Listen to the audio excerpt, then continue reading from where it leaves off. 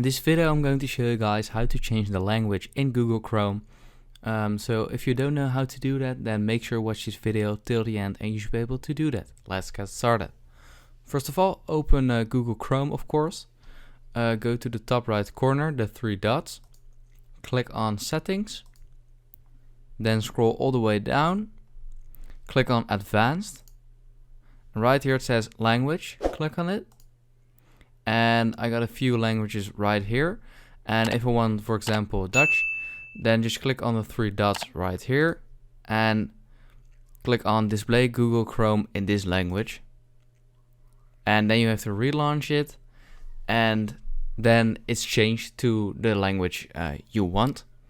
So yeah, that's basically it. If this video helped you out, please leave a like and let me know in the comments if it worked.